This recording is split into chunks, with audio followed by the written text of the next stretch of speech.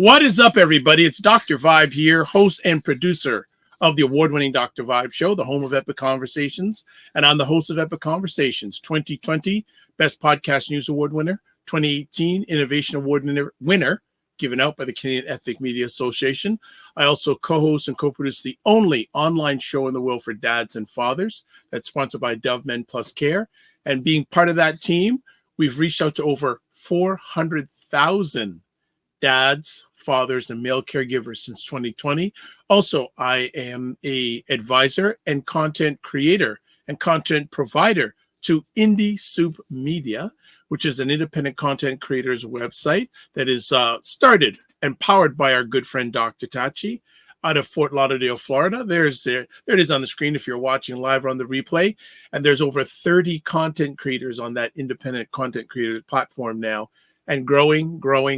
So always good to have Dr. Tachi in the house, whether she's not here physically or this also be probably seen on her platform, Indie Soup Media. So let's get some housekeeping. Please subscribe to the Dr. Vibe Show on YouTube and hit the subscribe button. Have a special request. Please subscribe and hit the notification button. We're probably about 30 or 40 followers away from 1,500 subscribers. So if you're up to it, would love you to do that. Also, if you want to advertise your business, product, or service on any of the platforms that I am on, please feel free to email me at dr.vibe@thedr.com. You're watching Black Canada Talking on most Sunday afternoons. It's on every Sunday. I'm going to say most. It's on Sunday afternoons at 5 p.m. Eastern Time, in and about that, where we get Black Canadians to share their thoughts, POVs, opinions about stories, home, neighborhood, province, state, country, around the world. And a regular that is part of the Black Canada Talking family, Cesar Ndema-Moussa. What is up, Cesar? How you doing? Hi, Dr. Vibe. Hi, everyone. Thank you always for having me. It's a pleasure as always. Absolutely. And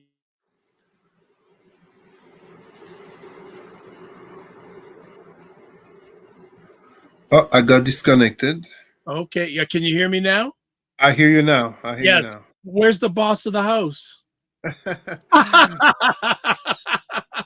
It's downstairs. Okay. This little girl loves sushi. Okay. Sushi and Starbucks, and I find myself eating sushi because of her. Because surprisingly, I'm not a fan of sushi, but she loves it, so I accompany her. Yeah. Question for you. It's a little bit after Father's Day. How was your Father's Day? Was honestly great. I encourage, and you know what? Thank you so much for asking this question because I know you are a brother, an older brother who is very invested into the well-being of men. Uh, you know, Notably brothers, Yep. and we see a lot of so-called black gender war online in terms of black women versus black men on some platforms or some pages, whatever you want to call it. And I think it's a great opportunity to remind our people that we need to really stop a lot of this foolishness and come together. I had a great Father's Day, one of those celebrations that personally I don't really care about. But my spouse wanted to make it special. She took me and our daughter out. It was great. We discovered a new restaurant, to be quite honest. And the point is not so much, and it's never about the money, it's about the family time, the quality of family time, and the creation of memories. For those who wonder, this is all my wife language. It's not it's not originally for me, but no, I really encourage my brothers and my sisters. Uh, please heal.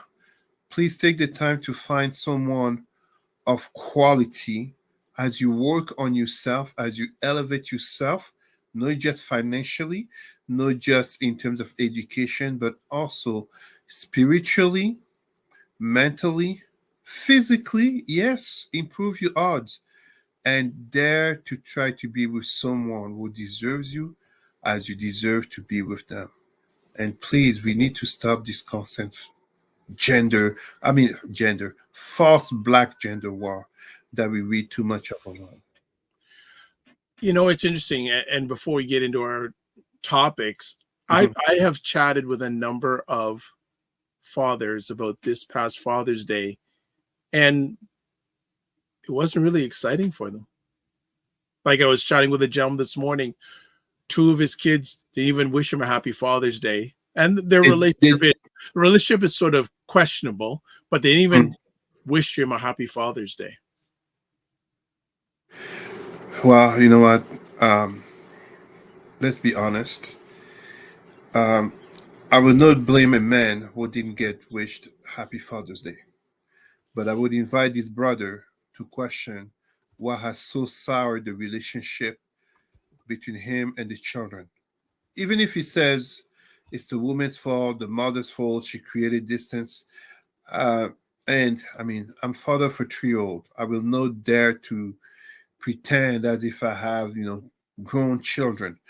But I would dare to say that everybody who is a father has been where I am at today. No matter how old your child is, he or she had to go through the first years of their life, and it's not easy. Relationships are not easy for men, just as for women. But we must dare to believe in one another and to keep making efforts that is worth it. But this requires, as I was saying earlier, working on ourselves and being with someone that we actually want to be with, not someone that we feel forced or trapped or lacking options to be with. As my father told me, no matter how beautiful, intelligent, educated, uh, rich, whatever qualities you want to give to someone, if at the basis of it you don't have respect and you don't have feelings, even if you don't call it necessarily love, at least that you like the person, if you don't have those simple elements of respect, likability, and communication, the relationship is doomed to fail. Is doomed to fail. Yeah, well, we could talk about this for the whole conversation today. We'll park lot. I think it's a conversation we need to come back to in a sooner rather than later date, because I think it's really important that a lady that I respect named Dr. Alicia Watkins, who is the wife of Dr. Boyce Watkins, is a certified trauma specialist. She has her PhD in social work and has worked for many years in this area. She just released a video last night and gave her a little bit of insight of her thoughts and feelings about, trauma, therapy, and she said 90% of the stuff you hear on YouTube about relationships is wrong. Hmm. And that's from someone who has their PhD in it and also is a trauma specialist. I thought it was a very interesting statement. But before we even to more, so you are appearing. You're going to be interviewed this week. Yes, yes. Thank you so much, for bringing that up. Indeed, I'd like to give a shout out to an African American brother, brother Malachi Gross. I invite you, everyone, to pay attention to his channel, um, Life Coach Malachi. This Thursday, 9:30 p.m. Eastern Standard Time. So Toronto, Ottawa, Montreal, New York. He will be interviewing me on Black religious trauma, aka my presentation to the Global Center for Religious Research, aka Wow. international presentation that is certified, notably in the context of religious trauma, by the American Psychological um, Association, APA, for the Global Center for Religious Research. I am a member of the Academic Society of the Global Center for Religious Research and certified in religious trauma, but I specialize on Black religious trauma. Our people need to heal. Our people need to find back the essence. And I won't say too much here, but let me put it to you this way: one of our great leaders, whose face is behind me, Martin Luther King, Reverend, Pastor, Christian, all you want to call it, he got assassinated after he started to have a speech that was a little bit too pro-black, including starting to call out the ills the evil of religion upon black people, basically awakening to his black spirituality in truth. All right. Well, we have had the appetizer. Let's get to the main course. Our first Mhm. conversation topic today: the right wing in the West and the Ten Commandments. Cesar, kick it off. Well, I will say two concepts here. Well, one concept that maybe some people have heard about: Christian fascism is a concept that will be coming more and more to the ears of people. And you can see this as lately as in Louisiana, uh, the imposition of the Ten Commandments in terms of any place of education, aka public education. So, independently of one's faith, they will be subjected to basically a reading of it. Now, this is interesting in the sense where, for those who follow international politics, right wing movements have basically won practically most elections of the European Union that occurred, if I'm correct, 2 weeks ago. And in France, it came to a point where next Sunday, as we speak, next Sunday, there will be legislative elections, aka elections to form the government and, in essence, to nominate the next prime minister. The Rassemblement National, former Front National, so the right wing um, party of France, is basically prone to win. And part of what these right wing parties all advocate is a return to religion in the classrooms, a return to the Judeo Christian heritage of Europe. Now, don't get me wrong here. I will not be a hypocrite. You heard me speak before. I don't do it to hypocrisy. I myself am a result of the Catholic education school. And I've had the honor, and I really say the honor, of being a consultant for the French Catholic School Board in Ontario, the largest French school board in Canada outside of Quebec, aka outside of Montreal. But, and if I, if, for the sake of honesty, I'm putting my daughter into Catholic school. I am. Am I not sounding contradictory? In principle, yes. In reality, I'm not. I notice I've been a consultant. The Catholic school board that I'm speaking of has done a lot of work. Example, Dr. Vibe, as you're in Toronto, um, for those listening to us in the US, it may not be common, but for those in Canada, they all know about Indigenous land acknowledgement that are being read. This French Catholic school board, following consultancy with me, where I notably trained and educated the senior leaders on equity, diversity, and inclusivity issues, they adopted to include Indigenous land acknowledgement, and after that, to include the reading of an anti-Black racism statement. This is a Catholic school board that has notably uh, further embraced recognition of LGBTQ people, just as to give more value and place, not just to Black history, but also to hire more Black staff.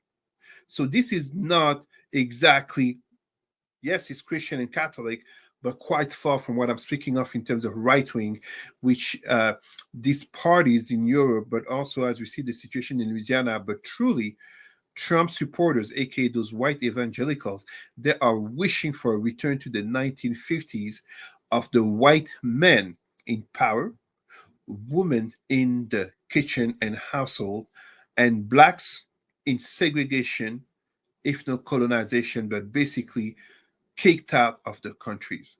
Notice all the controversies regarding abortion. They're trying to limit abortion for white women. Nobody's fighting to limit abortion on Black women. Nobody's caring about abortion on Latina women. It's abortion on white women they're trying to stop. So, this growth of right wing movements in the West is part of a larger conversation. You may have heard the term the Great Replacement.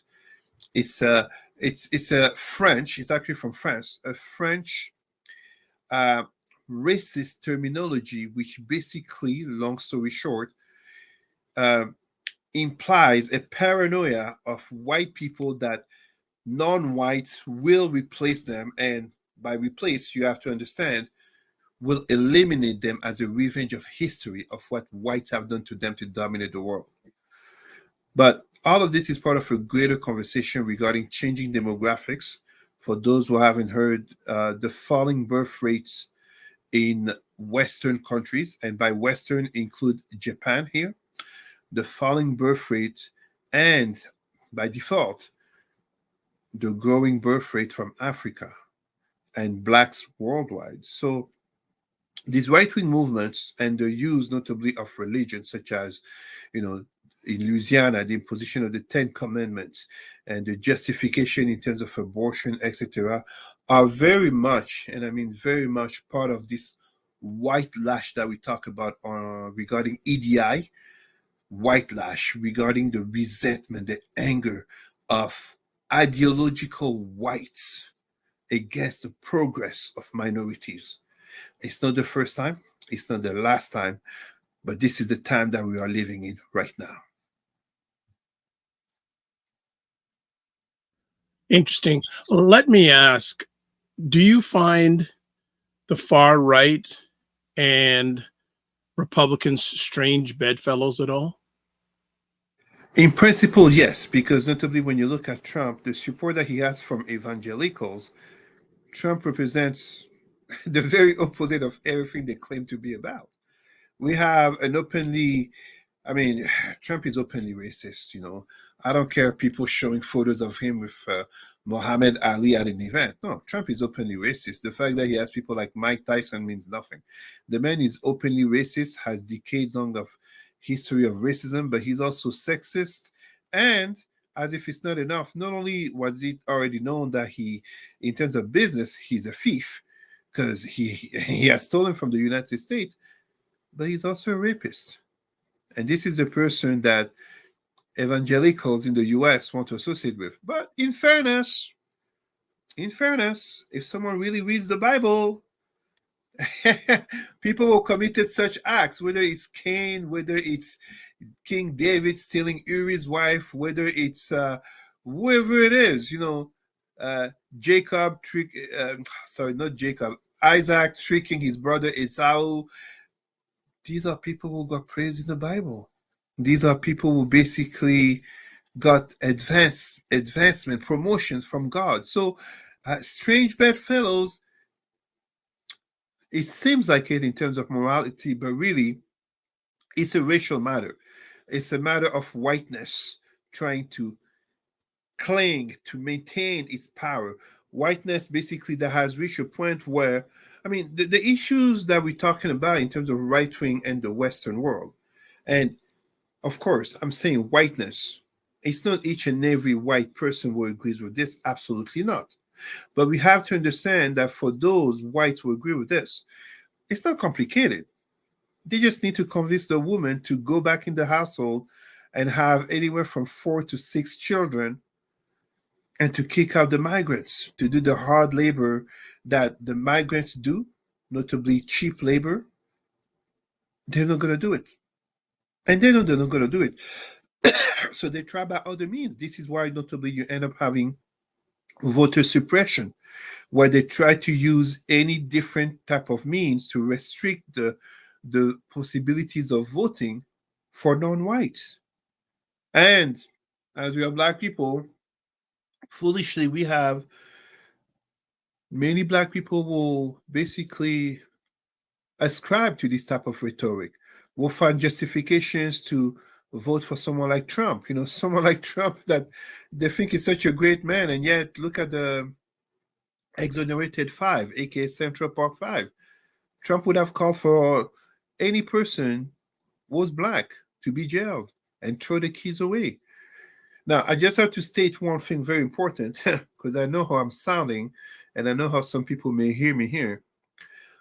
I'm not into leftist, aka a Democrat, no matter how people can hear me here. I am not.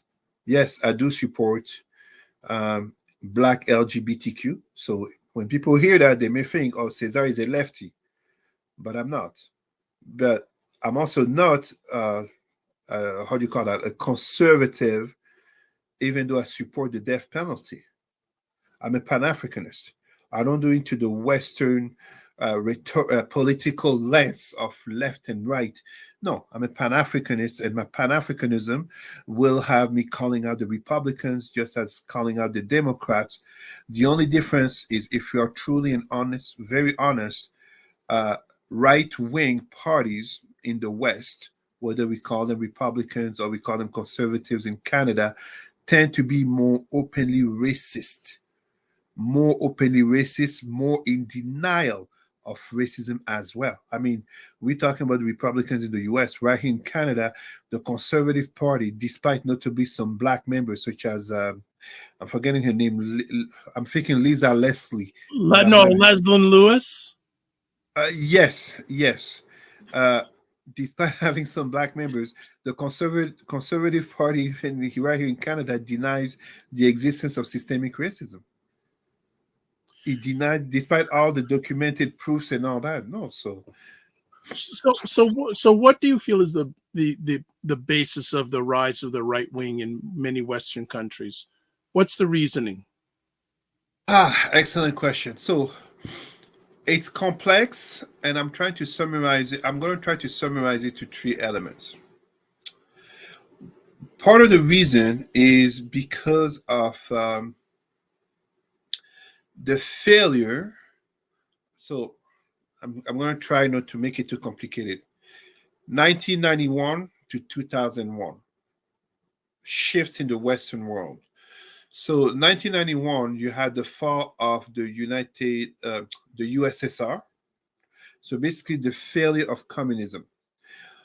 But what happened is that Western liberal democracies, starting with the United States, failed to convert the failure of communism and the fall of the USSR into better living options for people. And then it brings us to 2001, where you see me coming September 11, and you know, basically the war on terror. So what it actually did is that instead of taking opportunities to create better societies, he actually created, by default of liberal capitalism and globalization, he created a more unequal society. And a more unequal society basically makes it that you will have those who will manipulate the sentiments of people in pointing the finger at the more vulnerable ones, such as the blacks, the women, the gay LGBTQ, and of course, the migrants. Just listen to the rhetoric of candidate Donald Trump in 2016, but also in 2020. Listen to right here in Canada. Was it 2015? A certain Stephen Harper was talking about the migrants. The real issue is actually a matter of unequal redistribution of wealth among the population. This is why I give you a perfect example. Look at us in Canada. Despite the poverty issues, and we often hear about how there's a lack of funding and a lack of money for social services, Canada still finds ways to pump billions of dollars into failed submarines and war equipment that we all know they will not use. We all know they will not use. I don't think anyone in Canada, and I say this without any disrespect to the Canadian Army, I have friends in the Canadian Army, uh, much love to them, but the truth of the matter is this: no Canadian truly believes that the Canadian Army is a standing army that can protect Canada. We look at the United States for that. And it's not that we need to look at the United States. The United States has this thing called the Monroe Doctrine, where from Canada to Brazil, it's the zone of influence. That's it, that's all. So it doesn't matter that we're talking about Canada or Brazil. Ultimately, The United States has made it official since the 19th century. The Americas are the zone of influence of the United States. They will not tolerate a rival power. This is part of the reason why. How is it that you can have the United States sending weapons to Ukraine, and apparently it's the most normal thing, sending weapons to Ukraine, to Israel, billions of dollars, and you just have some Russian ships traveling to Cuba, and it's a big story because of the zone of influence. So that's one thing, the failure to convey the fall of the USSR and September 11 into better societies. But it's also because of the failure of integration of migrants. It's kind of like employment. It's not enough to hire. The real challenge is not to hire diversity. The real challenge is to retain diversity. If your employment has a revolving door, that means there are deeper issues within than a matter of hiring and representation. So it's the same thing that you end up having. Now, Canada does this better despite all the issues such as police brutality and disproportionate representation of blacks, etc., in statistics. But when you compare this to other countries, and I give the example of a country I know well because I come from France, it's worse over there.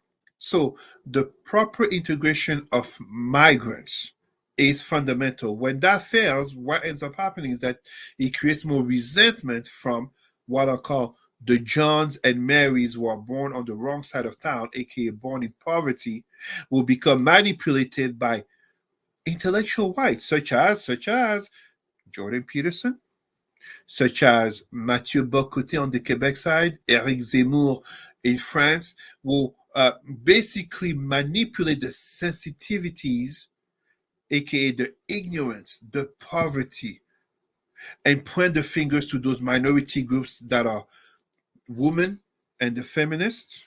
Not all women are feminists. Not all feminists are anti-man, but they all get lumped together by these people. They point the fingers at blacks. They point the fingers, and yet the black community is actually pretty conservative.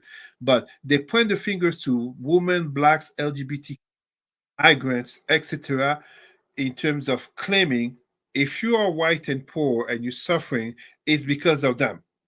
Instead of looking at the rich white person who is basically crushing them, getting richer and richer.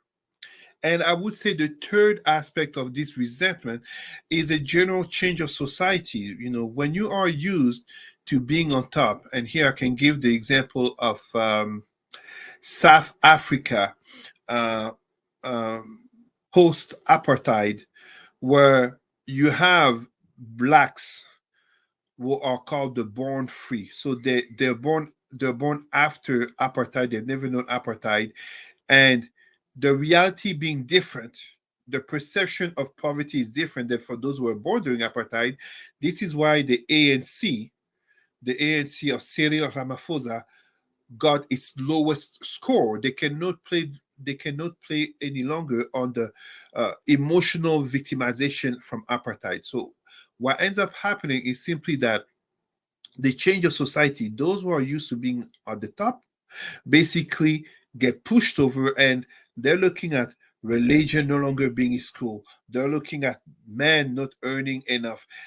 They're looking at anything and everything instead of addressing their own power and privilege that they benefited without sharing, and as such they become very defensive, counter reactionary. These are three of the elements that are pushing the right wing movement. And of course, when we're talking about that, a society that's more educated is less religious, and a society that's more educated is a society that makes less children.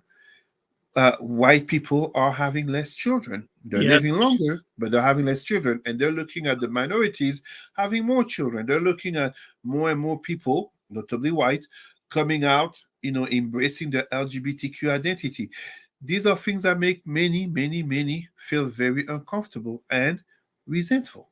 Oh, there we go.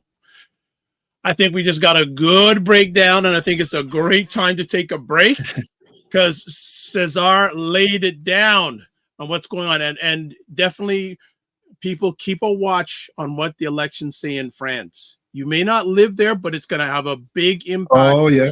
If it happens, they're saying they're not going to go far right, but they're saying center right. So even then, so it's going to be interesting. Aligned with the next topic we're going to be chatting about the break is: are we ready to live in a world, especially in the Western world, that major companies are run by right wing? America had it a few years ago, but it may be coming back, and that's what we're going to talk about, the coming back piece, because we've got a debate coming up this Thursday. So got to talk about it. Keep it locked. We'll be back in 2 minutes on Black Canada Talking. See ya. And that's what I feel like. You feel like you're the Harry Tubman of the mind. I am. I feel like I'm the I'm one of the Harry Tubmans of intelligent Black people. Like, I want to liberate y'all from like being left behind and ignored and oblivion. No, really, the rappers get all the attention. Seriously, does anybody else feel this way? Like ignorant Black people, they'll be all up, getting all the headlines on the Shade Room. Overly sexualized Black folks. Over like the twerkers and the just people that don't always represent the best of us. The diversity. Like people like Dr. Vibe. Like, everybody should know about people like Dr. Vibe. Dr. Really Vibe he's trying to do good work for Black people. Dr. Vibe from Toronto. Good to see you, my brother. Dr. Vibe. Everybody follow Dr. Vibe. He has a great show. He's very good at what he does, and I have a lot of respect for him. The men who are also doing the same thing. I see Dr. Vibe in here. He's a great brother. Everybody should follow Dr. Vibe, by the way. He's a smart brother in Canada, and we need to follow smart people. So follow Dr. Vibe if you see him in the chat. And Dr. Vibe, say your name in the chat so people can see you. I want you to click on his name, and I want you to go follow him, please, because I want these men and women that are doing the right things to get the support they deserve. Hey, Dr. Vibe, how you doing, brother? Again, like I always do, I gotta say everybody should go follow Dr. Vibe. He's got a great show. Dr. Vibe, I know Dr. Vibe's got a kingdom because I see your channel. I see you pouring into that every day. Everybody should follow Dr. Vibe, by the way. Look him up, Dr. Vibe, Vibe. He's a great friend of me and my wife, and I love this guy. Okay, so let me hop into this. What's up, Dr. Vibe? How you doing? Everybody, if you see Dr. Vibe in the chat, everybody go follow the Dr. Vibe show. Dr. Vibe is a real smart brother and a good human being. I like the guy a lot, and he's very intelligent. And I think everyone should pay attention to what he's got going on. We got to shine the spotlight on the intelligent Black people out here that are really doing the good work. Don't just pay attention to the rappers and the celebrities. A lot of these people are losers. Your true winners are your people in your community that are really having your back. Helping us to have stronger families and a stronger community. So Dr. Vibe is in that category. So you might see the Dr. Vibe show in this chat. If you see him, please go follow him. Okay. All right. So anyway. All right, we're back. Hailing up Dr. Boyce and Dr. Alicia Watkins. And there may be something interesting coming up with them soon. I'm just going to leave that as a teaser. Not going to say anything more than that. We're on Black Canada Talking, broadcasting live on June 23rd. Want to say, if you want to get a hold of Cesar, there is his email address, present@rootsandculturecanada.com, and also his Facebook link, Cesar Remember Emery. You go check him out there. Cesar, there is a debate coming up, the first debate for the U.S. presidential race coming up this Thursday. And interesting enough, it's a critical debate. Usually people say debates happen closer to the election date, which is November. But this is being seen as there's a lot of different factors going on in this debate. What do you have to say? The debate between the first president felon, and he's a felon. He's a criminal. But okay, let's just stop right there. Isn't it interesting in America that if you're a felon, it's starting to change in some states now, but in the majority of states, if you're a felon, you can't vote, but you can run for president. And this is coming from the so-claimed party of law and order. The so-called party that basically politically harassed, almost to the point of termination, our heroes, the Black Panthers, by the former governor of California, a certain Ronald Reagan.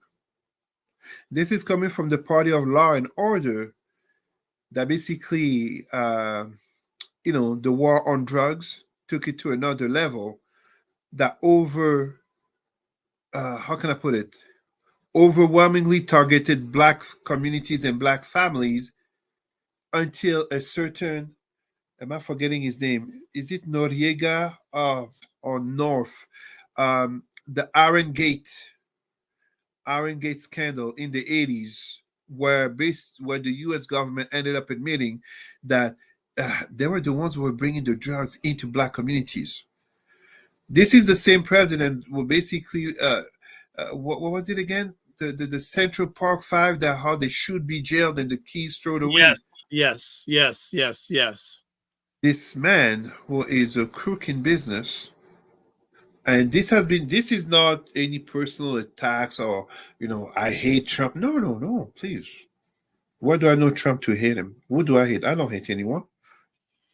So, as I was saying, this crook in business, because it has been demonstrated, um, and it has been demonstrated uh, before even his conviction in New York regarding the business practices of Trump. This crook in business, this racist, who has a long history of racial abuse and insults. And interestingly, you see how weak uh, the Republicans are when you have people like Marco Rubio and I'm forgetting the name of the senator from Texas who is also Canadian. Oh, I know. Oh, I can't remember his name. I know who you're. Oh, I can't remember. Can't remember, but I know who you're talking about. I know who you're talking about. I'll find But out.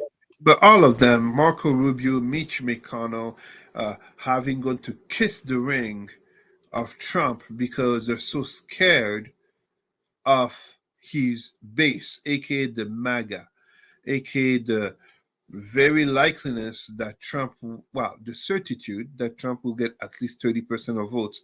And you end up having even someone like Nikki Haley, uh, an Indian woman. For those who don't know, she is white, yes, but she's not white European. She's white Indian. An Indian woman who basically claims she would support Trump despite this man having insulted her Oh family, her yeah. background, and everything. So it really tells you the character of the person and someone that, and it's very interesting. I shared an article about how even science confirms that effectively Trump voters are dumb. DUMB. I'm sorry. This may be offensive to some, Dr. Vibe. If anyone wants to, come forward with a lawsuit because of what I've said, there's an article that's, oh, actually, Dr. Vibe, I sent you the article in my links and Yes, resource email yes, to professional yes, sectors. yes. So it is there. It's not me saying it. Trump used some very basic language, and he makes up. This man is he was trying to paint in court his former lawyer and pusher, if you can call it that way, Michael Cohen, as uh, what was it? The greatest lawyer of all time. But Trump is but Trump is a chronic liar. Like literally, I see on different news channel how journalists spend so much time debunking his lies. And even on Fox News, he has been called out once or twice, but he has been called out even on Fox News that, hey, what he's spreading is false. And yet, this felon is still running for president when, if you're a felon, especially if you're black in the US, your life is pretty much over. The exceptions are the ones who succeed with such. On the other side, we have Joe Biden, whose son has become the first son of a president in exercise, convicted, aka a felon also. But it's not Hunter Biden was running for presidency.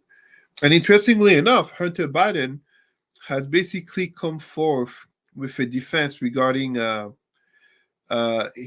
gun that he had in his possession, which is becoming a bit of an issue for conservative Republicans because they like to defend the Second Amendment, aka the right to bear arms, and now is the son of the enemy president who is at the forefront of the right to bear arms. No, this debate will be interesting. will be interesting because Trump would like to poke at Biden because of his age. He's only 3 years younger. I mean, he's not. He's not. This is not a 20 years age gap. He's 3 years younger, and he has a memory that keeps diminishing Yeah. more and more. And it will also be interesting because we see further and further the polarization of the debate in America. We see it further and further in terms of how you look at Biden. I mean, for those who wonder, the protests over Gaza and Palestine, it's a very small minority of people in the US. Meanwhile, Trump is poking at anger and resentment of people, not just in the economy, but also in terms of changing times, as I was saying, change of culture. All these EDI, DEI, as they call it in the US, all of these, LGBTQ acceptance of others. Trump is basically trying to awaken and to rally to his side the vote of the angry. Meanwhile, Biden is truly rallying the vote of those who fear Trump.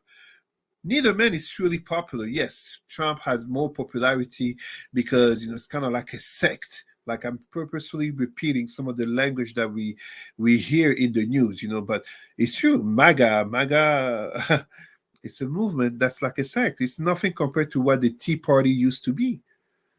It's nothing compared to that. So just to interrupt here, Share Knight. Hello, Share Knight says, good evening. Were you perhaps referring to Ted Cruz? Yes, I did the research, but you beat me to it. And Share Knight also says, Ted Cruz went on vacation to Mexico while millions of Texans were without proper electricity or water. Disgrace to Canadians. So let me ask Cesar, when you see Biden versus Trump running for president, what does that tell you about America? The reference I'm going to give you might surprise you. We are in 2024. Well, it's roughly 4 years. No, it's more than four. It's more, sorry, not 40 years. We got to go back to the 80s, and I will help you here. A certain TV show called The Simpsons, the dumbing down of America. And before anyone thinks I'm exaggerating, no. Look it up. It's an academic concept. The dumbing down of America is basically what has uh, led to notably someone like Donald Trump being able to come into power. And when you see such a thing as Joe Biden, in terms of as his contestant, beyond the matter of their age, it's a polarization of America coming out of having had its first black president. There are people who will never accept that America had a black president. There are people who will never accept that, and I mean, this may be surprising because I'm not a fan of her. On paper, Hillary Clinton was arguably the best. So this might really be surprising. Hillary Clinton and Richard Nixon, on paper, were arguably two best candidates to be president of the United States in terms of the achievements prior to becoming president.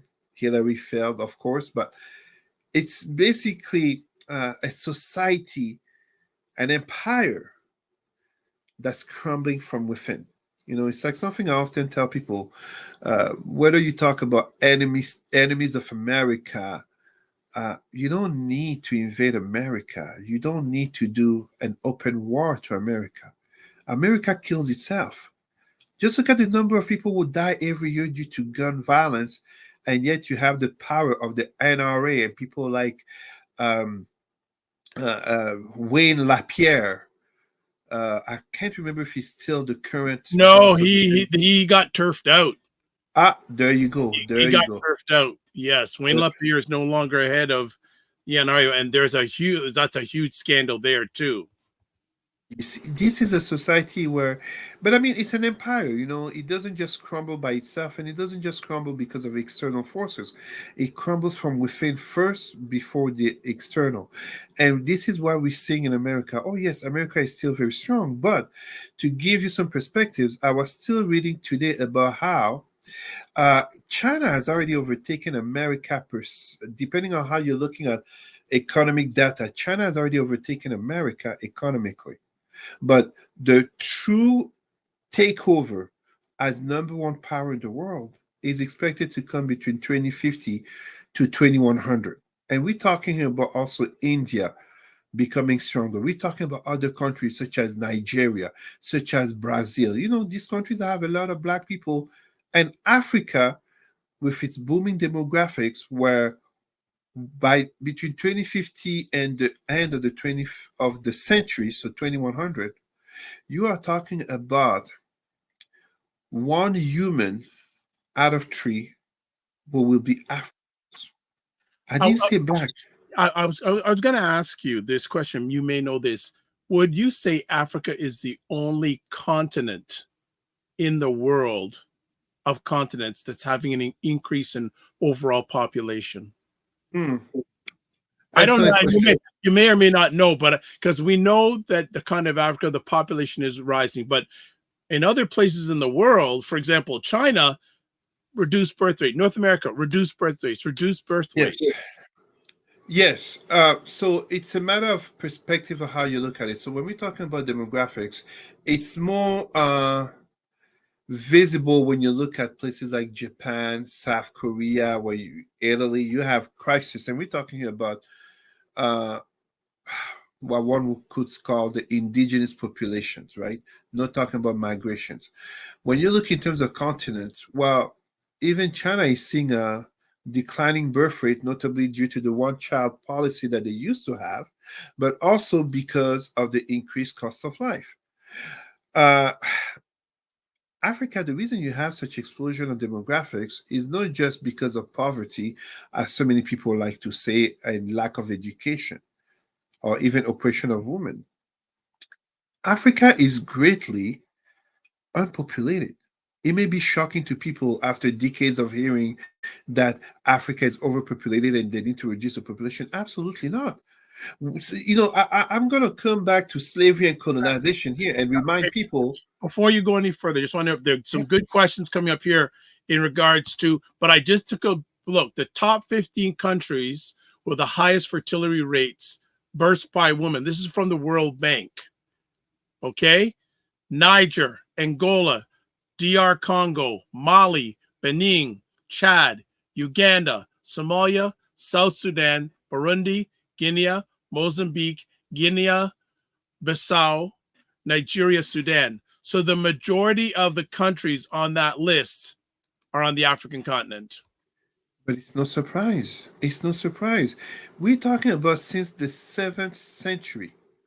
Since the 7th century, and I will tell you the specific year, 639, when white Arab Muslims came to Africa and began the targeted slave trade of blacks.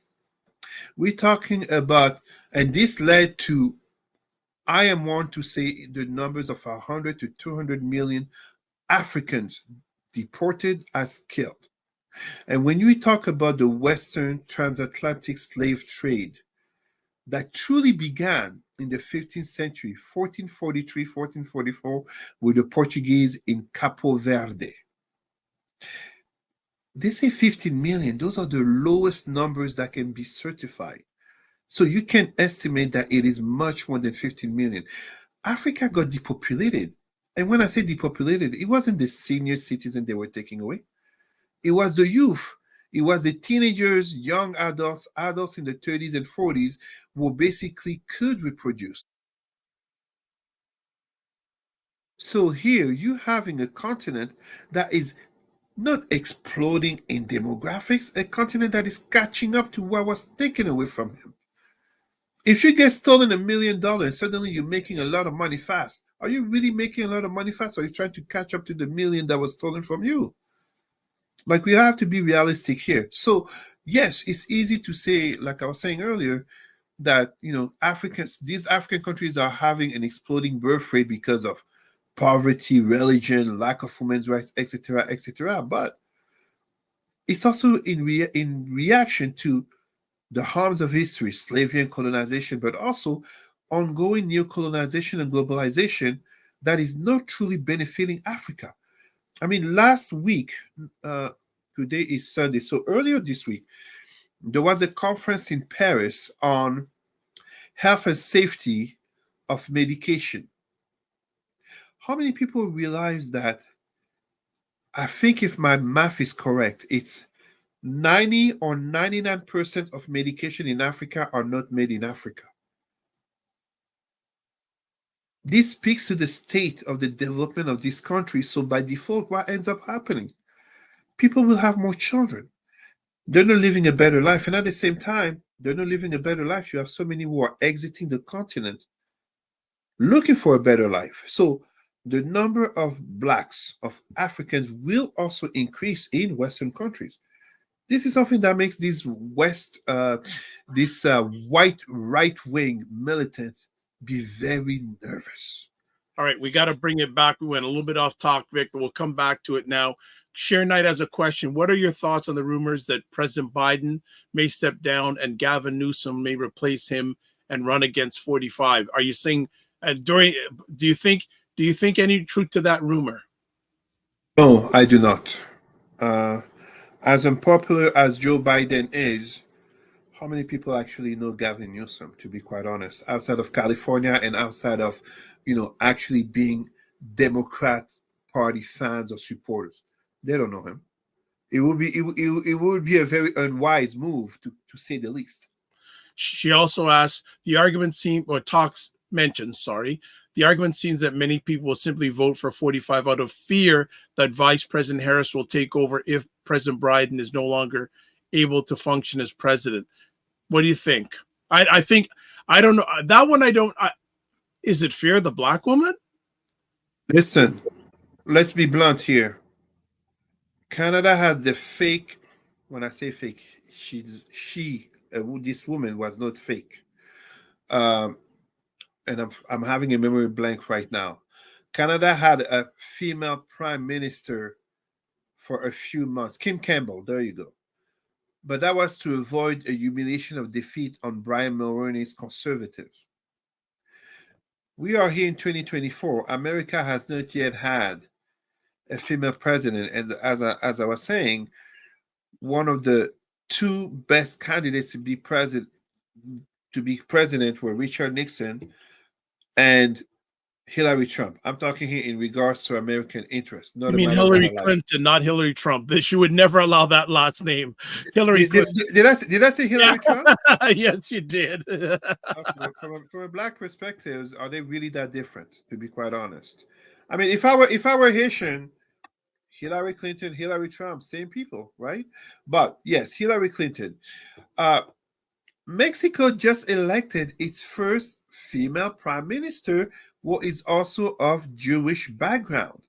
Yes, that is right. When we like to talk about development, how developed is truly America? And when you look at Africa, Rwanda is a country in the world with the highest representation of women in parliament, 61%. Does America want to compare? Does Canada want to compare? So Sharon Knight also says both isms, racism and sexism. Absolutely. So Kamala Harris is a heartbeat away from the White House, from the Oval Office. She deserves it. Why would she deserve it? So if some people want to vote for Trump because they don't want to see her in power, that's their problem. Some people didn't vote for Obama because he's black, not because of his policies.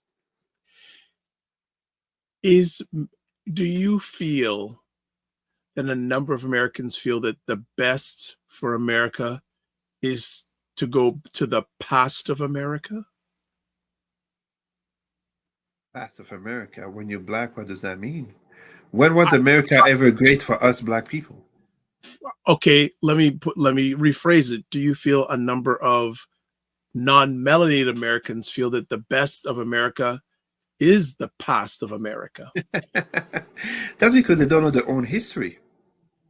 Would you think were the second group that was most lynched in the US after black people? Italians. So now we have Italians who are racist, but you just go back a few decades, just 100 years ago.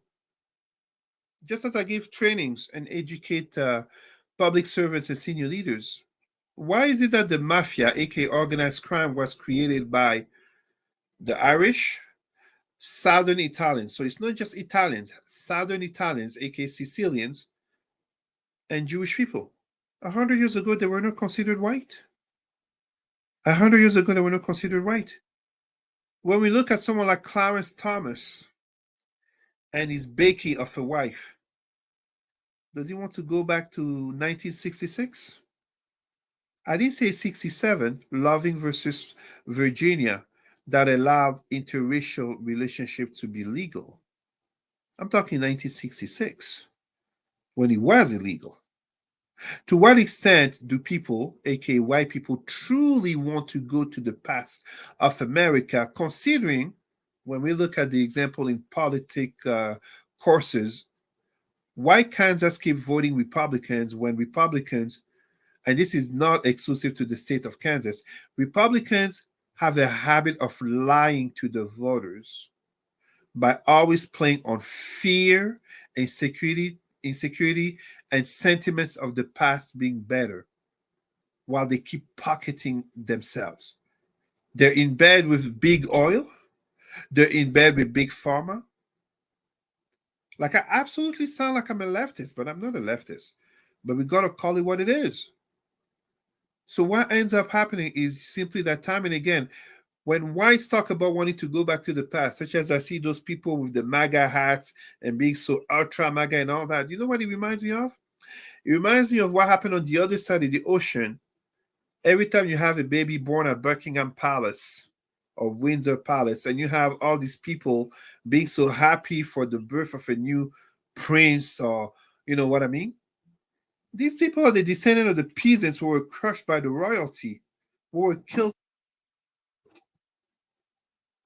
So they want to go back to the past. They can if they want. They just suffer as their grandfathers and great grandfathers were suffering. Hello, Yum Yum. There we go. The boss of the house is here. That means we got to start ending it up soon. Do you want to do one more topic, or should we let the boss rule? Let's do it for a few minutes. Yum Yum, tu peux donner à papa 5 minutes? Okay, give me 5 minutes and I come back, okay? Go downstairs. Okay, we got 5. We need more time on this, but we'll chat on this last conversation piece. We were talking before the show. Is the economy really great? And I talked with Cesar before we went live here. You're hearing a lot of economists saying, things are getting better. Politicians, things are getting better. But are they really? I get the sense that things are getting people who are the elites, but for many people, the economy ain't great. Cesar, there we go. I saw that. What are your thoughts, Cesar? Like, are we being misled? No, so first and foremost, I must state I'm not an economist. However, one cannot claim to be a Pan-Africanist and not discuss economics, just as addressing EDI issues and power relations in society, we must talk about economics.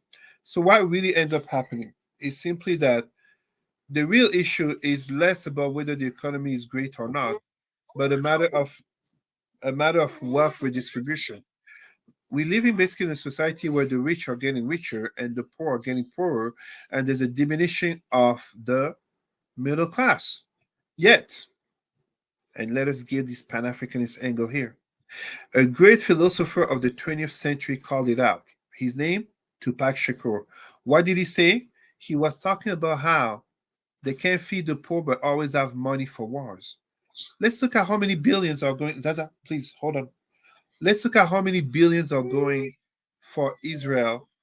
Zaza, get down, please. How many billions are going for Israel? How many billions are going in the military industrial complex? President Eisenhower, Ike, was denouncing this in the 50s. It's a matter of priorities.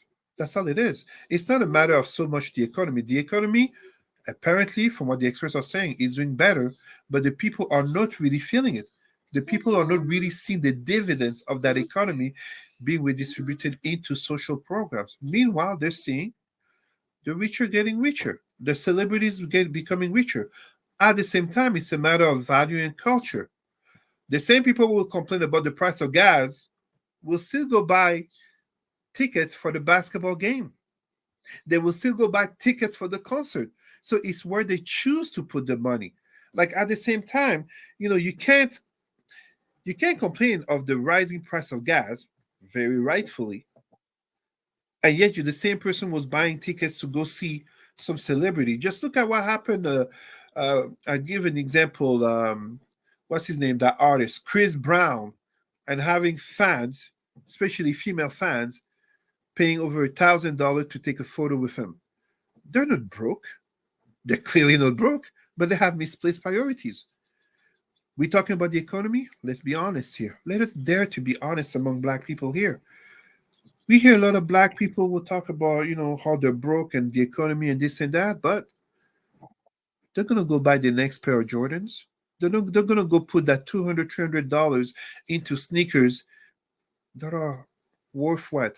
$15, $20? We have too many sisters where we put money into a visibly fake weave and wig, and yet we complain about the price of milk to feed the children.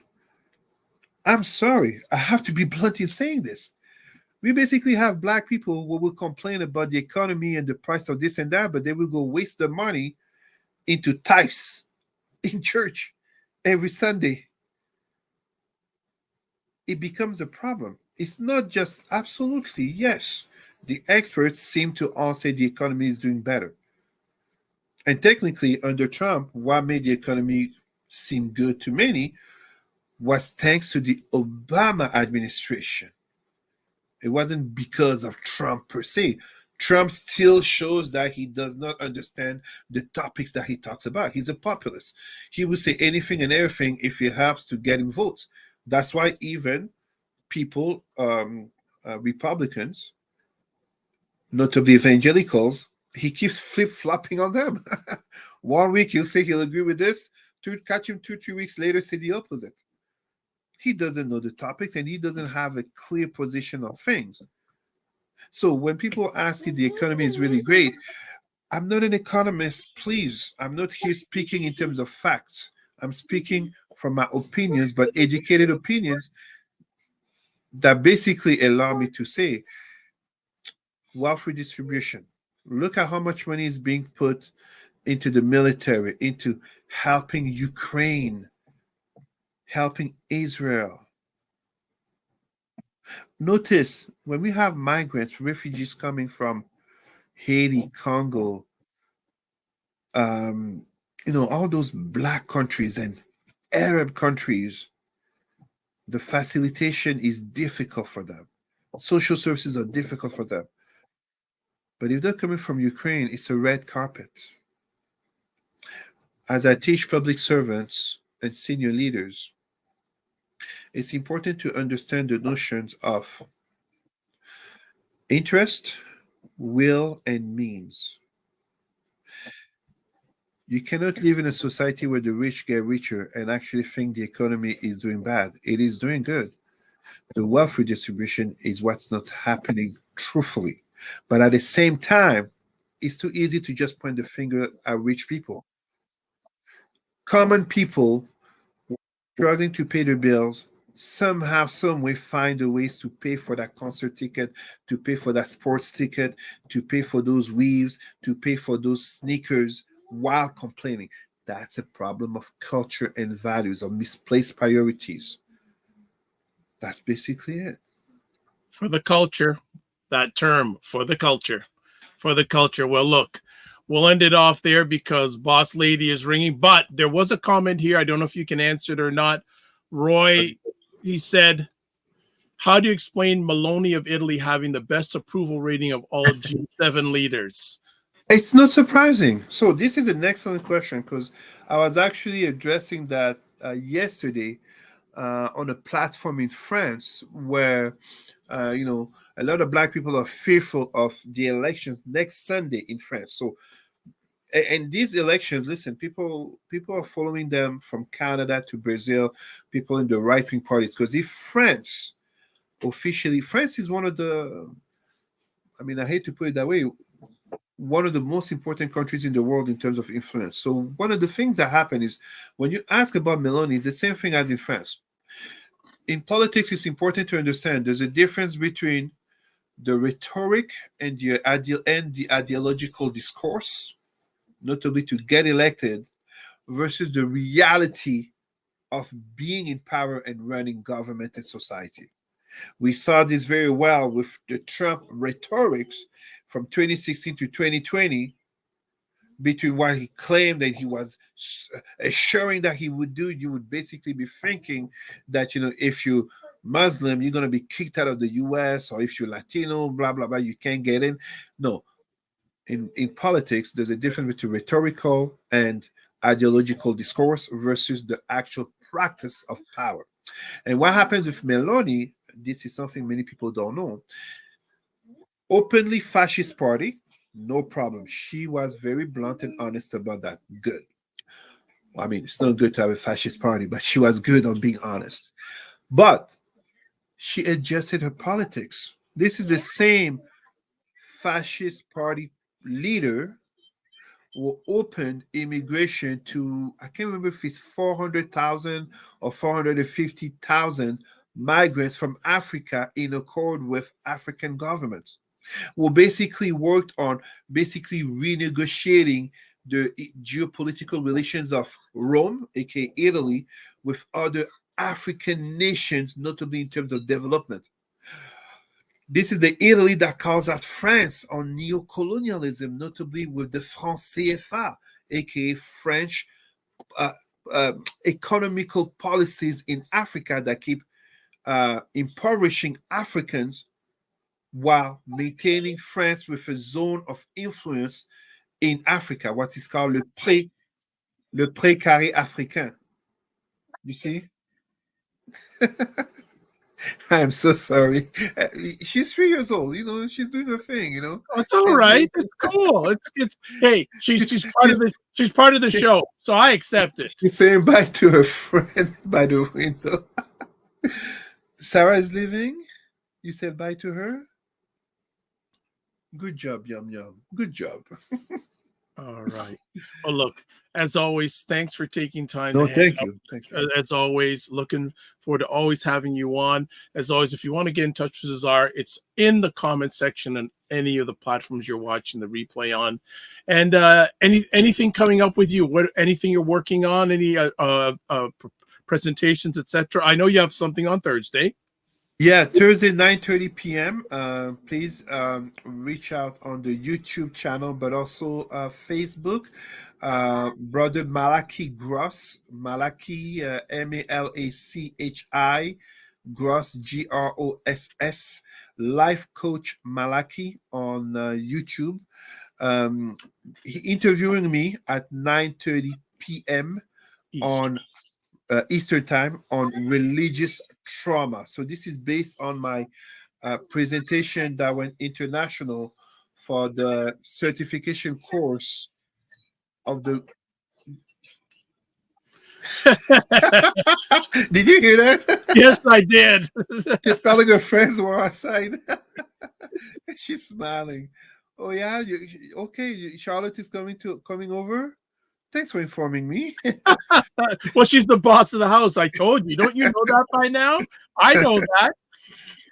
Yeah, so the interview 9:30 Eastern time, Thursday, YouTube, Facebook, on Black religious trauma, because it's a taboo, controversial, avoided topic, very important to address, notably in this year of elections, not just in the US, Canada's across the next Western year. world, Canada next year. You know what? Look, this summer, you're going to see the politicians out there shaking hands and kissing babies. And you know what happens with, and this is not a criticism of white politicians per se, but white politicians, when it's time for elections, suddenly you see them appearing in black churches. They love black people. Well, the former love president black of the people. United States just did it just recently in a big church in Detroit. So there you go. See what I mean? So when elections are around, suddenly, oh my God, they love that gospel music and oh, kumbaya. you know. So, but this speaks to the weakness of our people to keep falling for Yeah. this, Yes. to The keep okey falling doke. for this. But Okey doke all the time. what pastor or priest is going to refuse this politician? But it's disastrous. We don't respect ourselves, and then we ask how come they don't respect us. 100%. Take care, my brother. We'll chat soon. Thank you so much, Dr. Vibe. Thank you, everyone. And hopefully I see many of you on Thursday. Be well. All right, everybody. There is Cesar's contact information. We had to let him go because the boss of the house was, calling shots. So that's it. All right. So before we close it up for the day, let's do this. Subscribe to the Dr. Vibe Show on YouTube and hit the notification button.